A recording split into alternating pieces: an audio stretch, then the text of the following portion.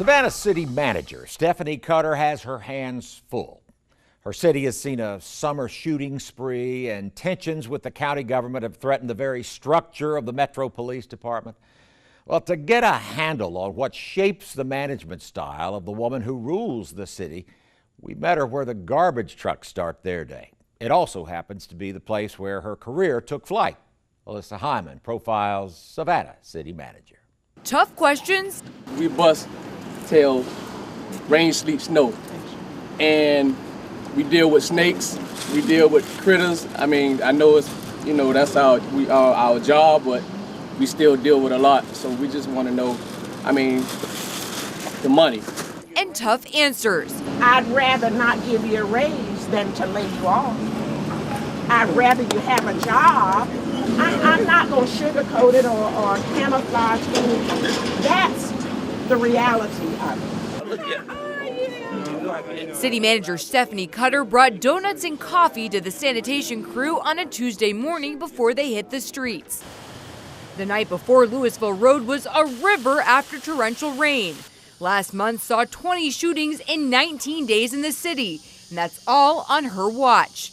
And it's not getting any easier as she invites questions on the city lot. Where are we on the pay scale as far as, when y'all do y'all budget, where are the city employees that work in this area? Where are we on the budget? Are we at the bottom of the list? The city manager gained a reputation for quiet competence as head of the sanitation department. And I remember one of the bureau chiefs said to former city manager Michael Brown, "You are putting that little lamb over there with the wolves." Raising morale and expectations for workers in a job that isn't anybody's first choice. What they do is a dirty job, but a very, very meaningful job. And when I sat in the seat, I promised myself that if I didn't do anything else, I would make sure that they knew how they were appreciated, and no matter what the job title was, that they would be the best sanitation workers that they could be, and they would conduct themselves as professional.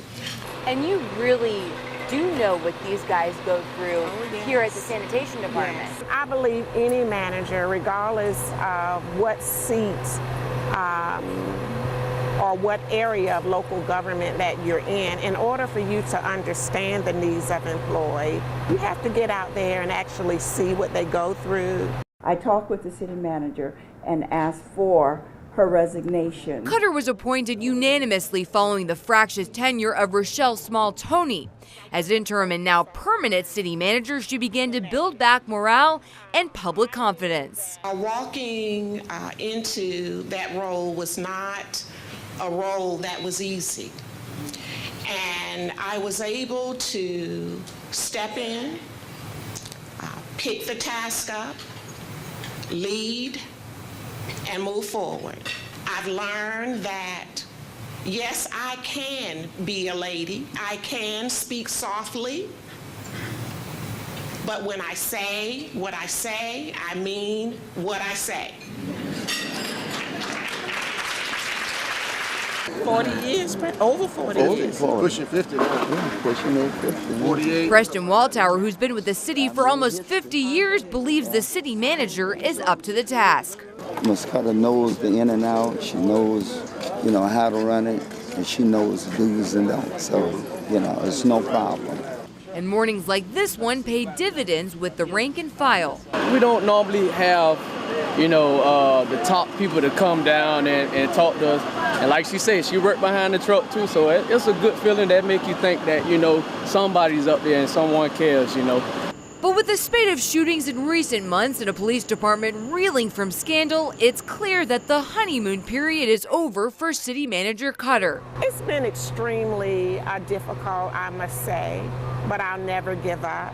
The true man or woman in blue, they rise to the level of high standards. A new police chief will go a long way towards correcting the city's course, but that appointment by itself isn't enough to solve the crime problem. And you can't piecemeal addressing the issue. We have to come together as a community. We have to afford jobs. We have to punish those who disobey rules and regulations. And no matter who heads the force, Cutter is certain of this. I can't do it alone. We have to manage and oversee this city as one organization, united, focused on excellence and serving our citizens.